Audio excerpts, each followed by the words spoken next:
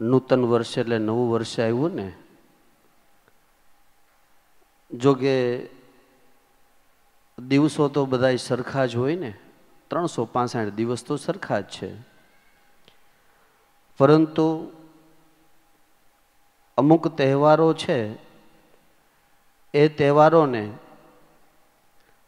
ઋષિ મુનિઓએ, જે આપણી પરંપરા, જે આપણી સંસ્કૃતિ છે, એને લઈ અને એમાંથી કાંઈક ને કાંઈક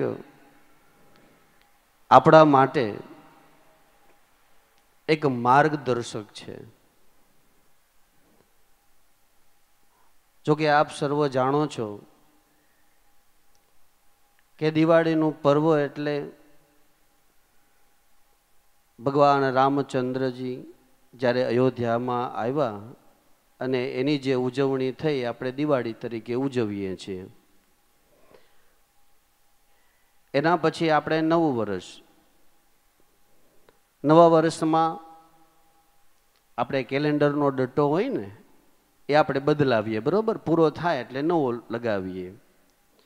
રોજે એમાંથી એક પન્નું તોડતા જાય. જેમ જેમ દિવસ જતા જાય એમ એક પેજ તોડતા જાય.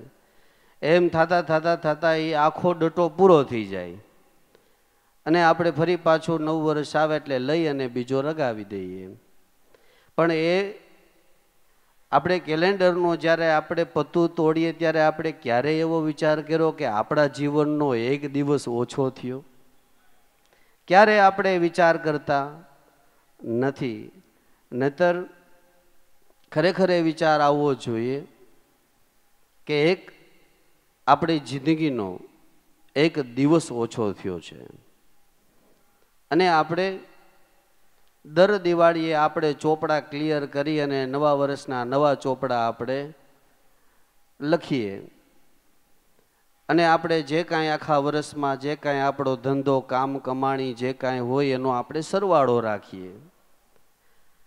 પણ આપણે ખરેખર એ સરવાળો રાખીએ છીએ, પ્રાકૃત ધનનો સરવાળો રાખીએ છીએ, પણ આપણે કેટલું ભજન કર્યું એનો સરવાળો કોઈ દિવસ રાખ્યો? જિંદગીમાં કેટલું કમાણા એનો તમે સરવાળો માંડજો.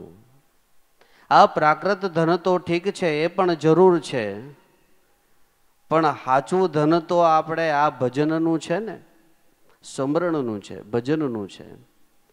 તો આ ભજનનું આપણે કેટલું, એનો કોઈ હિસાબ આપણે કોઈ રાખતા નથી.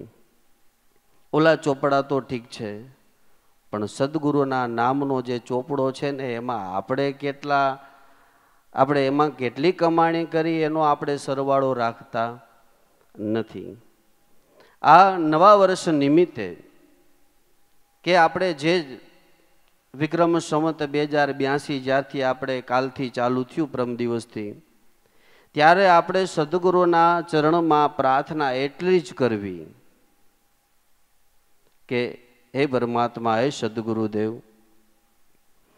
જે અત્યાર સુધીમાં જે મારાથી ભજન નથી થયું, અથવા કે જેટલા મારા જે શ્વાસા છે એ ભજન વગરના ગયા છે, પણ આવતા વર્ષમાં એ જેટલું લેવાય એટલું તમારું ભજન થાય, નામ લેવાય, બસ એવી મને નવા વર્ષના શુભેચ્છા, આશીર્વાદ એવા આપજો કે મારાથી ભજન થાય, મારાથી સ્મરણ થાય, મને તમારી યાદી કાયમની માટે રહે. બસ આ ચોપડાની અંદર આ સહી કરાવી લેજો. અને આ કમાણી ખરેખર સત્ય ને સાચી છે.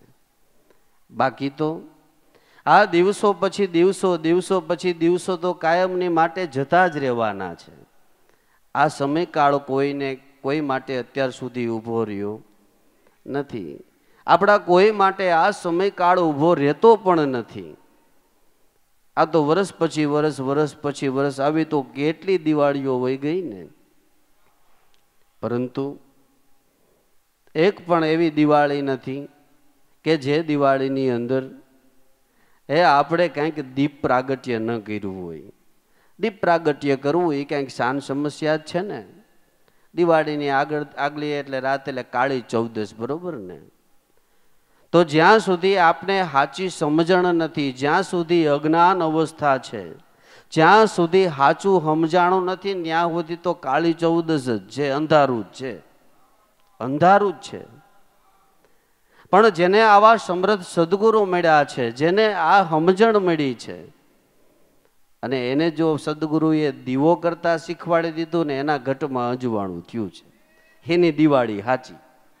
એ દિવાળી સાચી દિવાળી છે કે સદગુરુએ આપને એ નામરૂપી જે દીવો આપ્યો છે ને જે ચિંગારી એને જ્ઞાનરૂપી કરી છે ને એનો જે પ્રકાશ થયો છે, અને એ પ્રકાશ જેને થયો છે ને એની કાળી ચૌદશ મટી ગઈ છે, એની કાળી ચૌદશ મટી ગઈ. અજવાળું એને થયું છે કે જેને એવા કોઈ સમૃદ્ધ સદગુરુ મળ્યા છે. એટલે આપને આ અત્યારે એ મનુષ્ય દેહ કરીને સારામાં સારો અવસર પ્રાપ્ત થયો છે.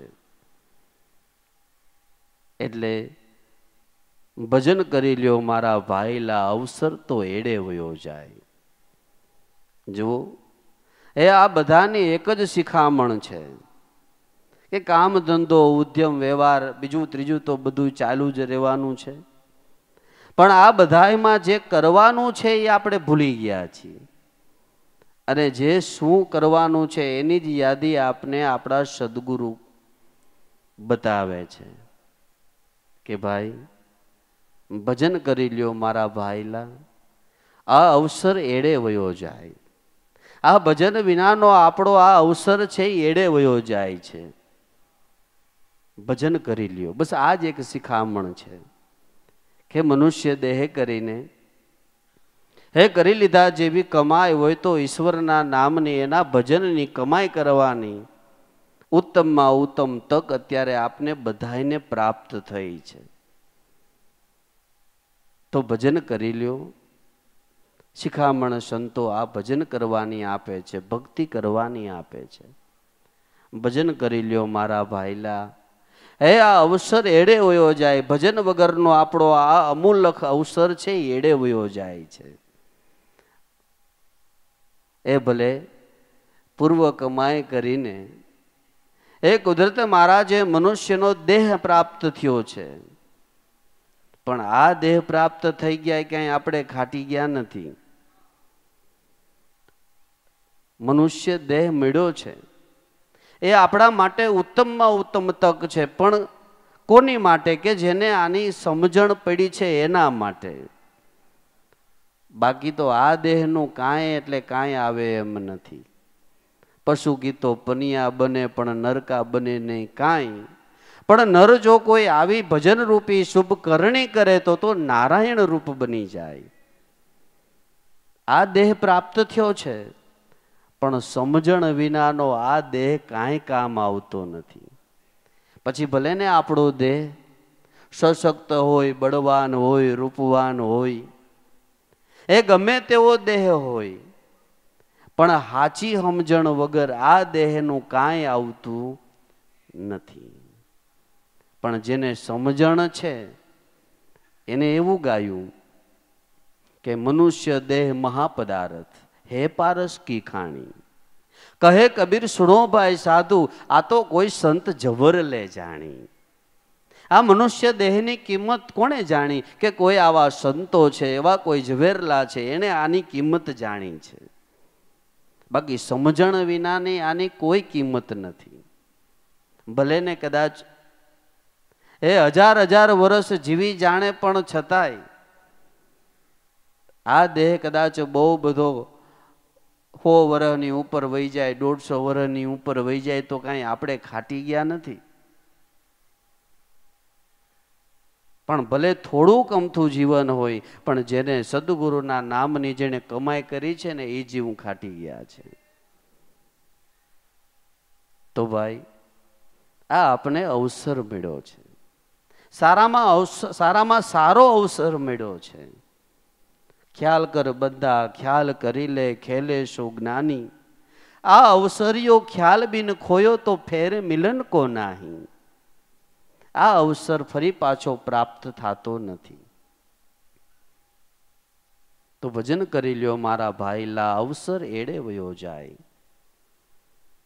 હે ગુરુના વચન તમે વિચારજો અને ધરજો મારા ધણીનું ધ્યાન. ગુરુના વચન વિચારજો. આપણે જેમ પ્રાકૃત ધનની કમાણીનો જે હિસાબ રાખીએ છીએ એવો જ હિસાબ આપણે આપણા ભજનનો રાખવાનો છે. એટલે આપણે કેટલું ભજન કર્યું છે ને મારે કેટલું કરવું છે એવો હિસાબ નહીં, પણ ગયા વર્ષમાં મારાથી જેટલું ભજન થયું એનાથી મારા વધારે ને વધારે ભજન થાય એવી કૃપા સદગુરુ પાસેથી માંગવાની, આ હિસાબ રાખવાનો છે. ગુરુના વચન તમે વિચારજો. ગુરુનું વચન વિચારવું એટલે કે જે તમને સદગુરુએ જે તમને શાન બતાવી છે, જે સદગુરુએ લક્ષ્ય બતાવ્યું છે એનો વિચાર કરવો એટલે એનું મંથન કરવું. આપને આપણા સદગુરુએ નિહાલ કરી દીધા છે. નિહાલ ખરેખર આ તો જેને અનુભવ કર્યો હોય આ એને જ ખબર છે. ઉગારામ દાદાએ હે સહી કરી અને લખી દીધું કે આ વચન મને મારા સદગુરુએ સુણાવ્યો, એ તો જરાય નથી જૂઠો. પણ સત્સંગ રૂપી પાટી કરી અને વચન વતરણેથી આ એક જ એકડો ઘૂંટો. જે સદગુરુએ વચન આપ્યું છે, જે નામની ઓળખાણ કરાવી છે, એ ભાઈ જેવું તેવું નથી. પણ આપણે ક્યારેય એનો અનુભવ નથી કર્યો. જો એનો અનુભવ થાય ત્યારે આપણે આપણા સદગુરુની કિંમત સમજાય છે. બાકી ત્યાં સુધી તો આપણા મનની અંદર એ ભાવ કભાવો થાય છે. ઘણીવાર આપણા મનની અંદર એમાંય નાનું મોટું દેખાય છે, એમાંય આપણે બુદ્ધિના ડખાને લઈ અને ગુરુમાં જે ભાવ થવો જોઈએ એ ભાવ થતો નથી. પણ જે ઘડીએ એ મન વિરામ પામશે જ્યારે નામની અંદર, ત્યારે આપણે નામની અને આપણા ગુરુની એ સાચી ઓળખાણ થશે. સદગુરુએ આ શ્રવણે સુણાવ્યો એ તો જરાય નથી જૂઠો. જો ખાલી જૂઠો નથી કીધો, જરાય નથી જૂઠો. જરાય ઉપર ભાર મૂક્યો છે, જરાય નથી જૂઠો. પણ આ હાચો કોને થયો કે સત્સંગ રૂપી પાટી કરી એને વચન વતરણેથી આ એક જ એકડો ઘૂંટો. દેશી ભાષામાં વતરણું એટલે બોલપેન, આપણે કહીએ ને પેન આવતી પાટીમાં લખવાની, એ ગામઠી ભાષામાં પેલા વતરણું કહેતા. આ સત્સંગ રૂપી એને પાટી કરી અને વચન રૂપી વતરણાથી એટલે વચન રૂપી પેનથી આ બસ એક જ એકડો ઘૂંટવાનો છે. બસ આટલી જ. ગમે એટલે આપણે સત્સંગની વાત કરીએ ને, આ ઉગારામ દાદાએ આ એક જ લીટીની અંદર બધું જ્ઞાન કહી દીધું કે ભાઈ કરવાનું શું છે કે આ સત્સંગ રૂપી પાટી લઈને વચન વતડેથી આ એક જ એકડો ઘૂંટો, એક જ એકડો ઘૂંટો, એક જ એકડો ઘૂંટો. એટલે કે તમારામાં એ આઠે પોર જે હાલી રહ્યા છે, આઠે પોરના વાસા છે, એની અંદર બસ આ એક જ નામરૂપી વચનરૂપી આ એકડો ઘૂંટા જ કરો, ઘૂંટા જ કરો, ઘૂંટા જ કરો. બસ. અને જે કાંઈ તમને દેખાય છે, જે કાંઈ અજાયબી દેખાય છે, જે તમને કુદરત મહારાજની જે તમને આમ ક્યારે આપણે કલ્પના ન કરી શકે એવી અજાયબી જે કાંઈ દેખાઈ રહી છે, જે કાંઈ થઈ રહ્યું છે, એ બધું આ એકડામાંથી જ થઈ રહ્યું છે. એકડામાંથી જ થઈ રહ્યું છે. મન વિચારીને માહી જુઓ, આ માલ નો આવે માપમાં.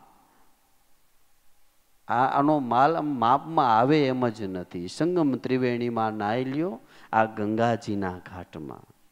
પોર આઠે જાપ જપો, જુગતી જાણો આ જાપમાં, સ્નેહને જો સાંકળો તો અલખ બોલે છે આપમાં. ઈ સોહમ શબ્દે સુરતા સાધુ, એ બાપા જાણી લ્યો ઈ જવાબમાં. દાસ ધીરો કહે આ દેહમાં દર્શન, મારા સદગુરુના પ્રતાપમાં. બસ પૌર આઠે જાપ જપો, એમાંથી જુગતી જાણો આ જાપમાં. આ જાપની જુગતી જાણી લ્યો, પણ જરાક સ્નેહને સાંકળો. એ જરાક અજ્ઞાન રૂપી આ અંધકાર છે એ જો દૂર થાય તો અલખ બોલે છે આપમાં. તો આપણાની અંદર જ બેઠો છે, એને ઓળખવા માટે ઉગારામ દાદા કે આ એકડો જ એકડો ઘૂંટો ને.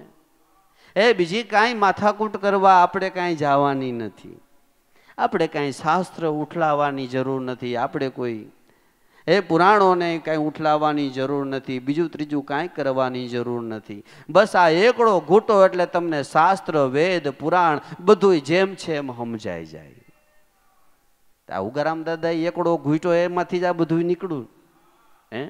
હે સદગુરુ ઈર્ષાગર બાપાએ એકડાની શાન બતાવી અને સત્સંગ રૂપી પાર્ટી કરી, અને એમાં એકડો એવો ઘૂંટો એવો ઘૂંટો એવો ઘૂંટો કે એમાંથી વેદ શાસ્ત્ર પુરાણ અર્કનું અર્ક કાઢ્યું.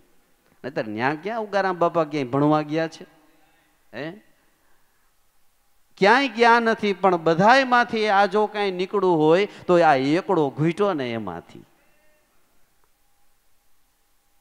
એ વચન મારા સદગુરુ ઈર્ષાગરે સુણાવ્યા, એ જરાય નથી જૂઠો. સત્સંગ રૂપી પાર્ટી કરી આમાંથી વચન વતરણેથી આ એક જ એકડો ઘૂંટો.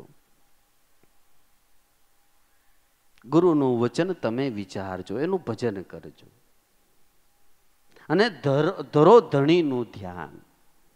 આપણે જે ધણી ધાર્યા છે એ ધણીનું ધ્યાન ધરવું. એટલે ધ્યાન ધરવા માટે કાંઈ આપણે કાંઈ બધાયથી નોખું વહી જવાની કાંઈ જરૂર નથી. આપણે કાંઈ આ બધું મૂકીને ક્યાંય વહી જવાની જરૂર નથી. ઉગારામ દાદા તો એમ કહેતા કે મારા નાથે આપ્યું હોય તો તમે આનંદ કરો. જે કાંઈ ભોગ છે એને પ્રેમથી ભોગવો, પણ કાંઈ કોઈ ગળે બાંધવાનું નથી. બસ ગળે બાંધે ને એને માયા કહેવાય. બાકી સહેજે સહેજે જે છે એ બધું કરવું. જો મહાપુરુષો બધાય સંસારમાં રહીને જ ભક્તિ કરી ગયા છે, અને જે સંન્યાસી બન્યા છે, જે સાધુ બન્યા છે, જેને સંસારનો ત્યાગ કર્યો છે, એ સંસારના ત્યાગી જે છે એવા સંન્યાસી એવા સાધુઓ, એના પણ અનુભવમાં એમ કહેવાય છે કે ઉત્તમમાં ઉત્તમ જો કોઈ ભજન કરવાનો સ્થળ હોય ને તો ગ્રસ્થાશ્રમ છે, 4 આશ્રમમાંથી. કારણ કે એની અંદર છે ને કોઈ પણ પ્રકારનો ભય નથી, જોખમ નથી. ને તરમનની પ્રકૃતિ એવી છે કે જેનો તમે ત્યાગ કરો ને, ત્યાગ કરવાનો જે તમે ધારો ને એ તમને વધારે વળગે છે, વધારે. આપણે એમ કહીએ ને કે આમ નથી કરવું, એટલે એ તમને ગમે ત્યાં જાઓ ને એમ જ કરવાનું મન થાય. આમ આડા દિવસે તમને કોઈ દિવસ ક્યારેક ખાટું ખાવાનું મન બહુ ન થતું હોય, પણ જ્યારે ડૉક્ટરે ના પાડી હોય ને કે ભાઈ તમે હમણાં થોડા દિવસ ખાટું નહીં ખાતા, ડૉક્ટરે ના પાડે ને એટલે મનની અંદર તમને જોજો, તમે અનુભવ કરજો, તમને ખાટું ખાવાનું જ મન થાય. આપણું મન છે ને એ ઊંધું હાલે, ના પાડે ને એમ વધારે હાલે. એટલે કાંઈ છોડવાનું નથી. દેશ ન છોડ્યા, વેશ ન છોડ્યા, ન છોડ્યા સંસારા, પણ સુતા નિંદ્રાથી જે નર જાયગા, એના મટી ગયા સ્વપ્ન સારા. આપણે દેશ નથી છોડવો, વેશ નથી છોડવું. એ બધાય સંતો છે એ સંસારમાં રહી અને ભક્તિ કરી ગયા છે, અને એના ઇતિહાસો આપ સૌ જાણો જ છો. અને એ જ સારી સારી શિખામણ આપી ગયા છે કે ભાઈ સંસારમાં રહીને ભક્તિ કરવી. એટલે ઉગારામ દાદા કહેતા કે ભાઈ પાણીમાં બેસીને બેઠક કોરી રાખવી, પાણીમાં બેસી અને બેઠક કોરી રાખવી, એને સંસારમાં રહી અને ભક્તિ કરવાની કીધી છે. તો ભાઈ સગવડતા હોય તો આનંદ કરી લેવો, આનંદ કરી લેવો. પણ મારું કરીને ક્યાંય ગળે ન બાંધવું. દિવસમાં 2 વાર કપડાં બદલાવો, 3 વાર કપડાં બદલાવો, હરો ફરો આનંદ કરો. પણ ઉગારામ દાદા કહેતા આ બધું કરતા કરતા જે સદગુરુએ વરરાજો ઓળખાવ્યો છે એનું એ ભૂલાય ન જાય. બસ આ જ કાળજી રાખવાની, આ જ ધ્યાન રાખવાનું. તો ભજન કરવા માટે ક્યાંય ગુફા ગોતવા જવાની નથી. આપણે ક્યાંય એવા લોકની અંદર ક્યાંય વહી જવાનું નથી. આવું એવું ક્યાંય ગાઢ જંગલમાં નથી જવાનું, ત્યાં ક્યાંય પ્રકૃતિમાં નથી જવાનું. પણ મનની અંદર એમ થાય ને કે હાશ એ જંગલમાં વહી જાય, પાણીનું ઝરણું હોય, ચારે બાજુ લીલોતરી હોય, અને જંગલની અંદર આમ એકલા એકલા બેઠા બેઠા નિરાતે ભજન થાય. પણ ત્યાં બાપા થાય, ઘર છોડીને વન સીધાવે પણ વનમાં ઘર તેડાવે. આ પ્રગટ ઘાટ પડતા મૂકીને કલ્પનાના ઘાટે જ ચડાવે. આ પ્રગટ ઘાટ છે ને પડતા મૂકીને કલ્પના, ન્યા કલ્પના બહુ બધી થાય. ન્યા કઈ તમે ઘર મૂકીને વયા જાવ એમ ભજન થાય એવું નથી. આ તો પછી ન ઓલા પેલા કોક ખીજાય એટલે એવું કે બાવો થઈ જાવ છે એમ કરીને વયો તો જાતા તો વહી જવાય, પછી ખબર પડે હા કે હારું આ તો ખોટું થઈ ગયું. પણ પછી 2 બાજુથી ફસાય, નો આમ સંસારનો નો વ્યવહારનો, એના જેવું થઈ જાય સમજ્યા. પણ આપને આપણા સદગુરુએ જે માર્ગ બતાવ્યો એ માર્ગ 2-5 માણસ નહીં, 50-100 માણસ નહીં, 2000 5000 માણસ નહીં, 10-15 હજાર માણસ નહીં, પણ કદાચ 1 લાખ માણસ બેઠા હોય અને 1 લાખ માણસની વચ્ચે બેઠો બેઠો આપણે ભજન થાય ને એવો માર્ગ આપણે આપણા ગુરુએ બતાવ્યો. અને પાછી કોઈને બાજુવાળાને ખબર ન પડે કે આવડો આ ભજન કરે છે. હાલતા ચાલતા ખાતા પીતા ઉઠતા બેસતા આપણે ગમે કાર્ય કરતા હોય, દરેક કાર્યની અંદર સદગુરુનું ભજન થાય. આ માર્ગ આપને ગુરુએ બતાવ્યો છે. ગુરુના વચન તમે વિચારજો અને ધરી લ્યો ધણીનું ધ્યાન. આ ધણીનું ધ્યાન ધરવા માટે કાંઈ આપણે કેમ પૂજા કરવા બેસીએ એટલે આપણે બધાય પૂજાપા તૈયાર કરીએ. આમાં કાંઈ પૂજાપાની કાંઈ જરૂર નથી. અને બધાય પૂજાપા ભેગા કરવા બેસીએ કે ભાઈ અબીલ જોશે ને, ગુલાલ જોશે ને, કંકુ લાવો ને, ચોખા લાવો ને, આ 2 અગરબત્તી લાવો ને, લોબાને લાવો ને, આ લાવો ને, તે લાવો ને, આ બધું મટીરિયલ ભેગું કરતા થાય ને ત્યાં તો જે મનમાં જે ભાવ જાગ્યો હોય ને ભાવ ઠરી જાય. પણ જ્યારે મનની અંદર ભાવ થાય ત્યારે આપણે પૂજા કરી લઈએ.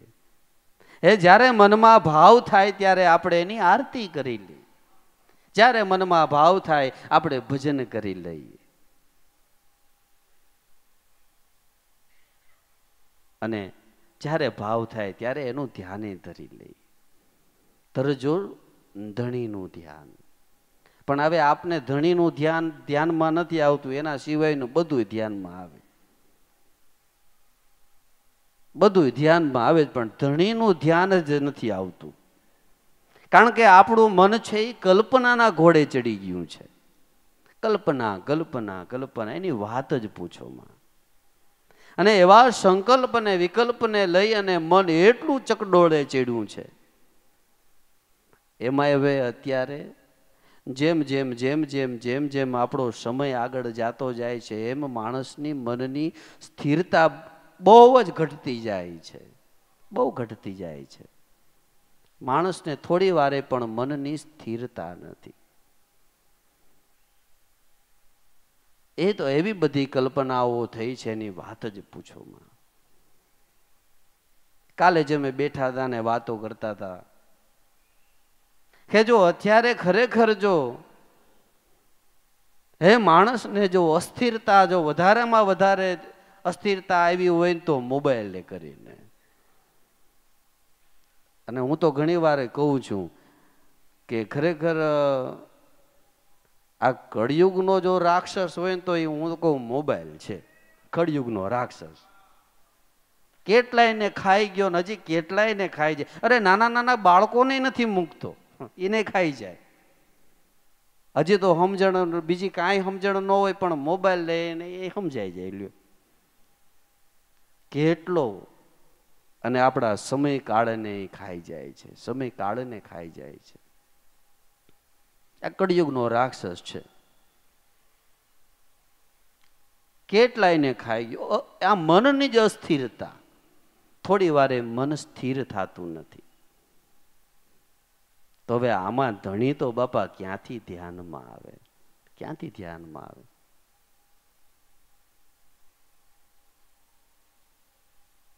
આ 52નો વિલાસ જ એવો છે. માટે એ ધરજો ધણીનું ધ્યાન. જો ધણીનું ધ્યાન જો ધરાઈ જાય તો આનંદ ઉપજે આપણા અંગમાં અને ટળી જાય ત્રિવિધિનો તાપ.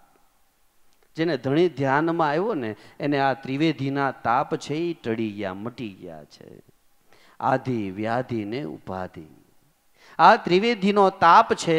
આ ત્રિવેધીનો તાપ જ આપણને થોડી વારે બેસવા શાંતિથી દેતો નથી. પણ જો ધણીનું ધ્યાન ધરાઈ જાય, જો સદગુરુનું વચનનું ભજન થઈ જાય, એનો વિચાર આવી જાય તો ત્રિવેધીનો તાપ મટી જાય. મટી જાય, ટળી જાય ત્રિવિધિનો તાપ. અને ત્રિવિધિનો તાપ કોને મટી ગયો? કે જેને ધ્યાનમાં ધણી આવ્યો ને એનું. અને આનંદ ઉપજે આપણા અંગમાં. ખરેખર આનંદ છે એ પદાર્થનો ગુણધર્મ નથી. આનંદ છે એ આત્માનો ગુણધર્મ છે. આનંદ આપને અંદરથી જ આવે છે, અંદરથી જ આનંદ આવે છે. પણ આપને ભાસે છે પદાર્થમાંથી. જો પદાર્થમાંથી આનંદ આવતો હોય તો બધાને એક સરખો જ આનંદ આવવો જોઈએ ને. પણ બધાને નોખો નોખો આનંદ આવે છે. એનું કારણ એ છે કે આનંદ એ પદાર્થમાંથી નહીં, પણ આનંદ છે એ આપણા આત્માથી આવે છે.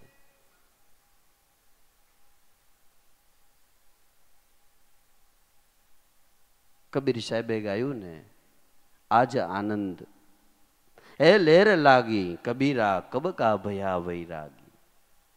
કબીર સાહેબ કે આજ આનંદ લેર લાગી.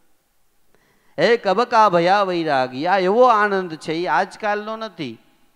અને આ વૈરાગ મારો આજકાલનો નથી, આદિ અનાદિનો છે.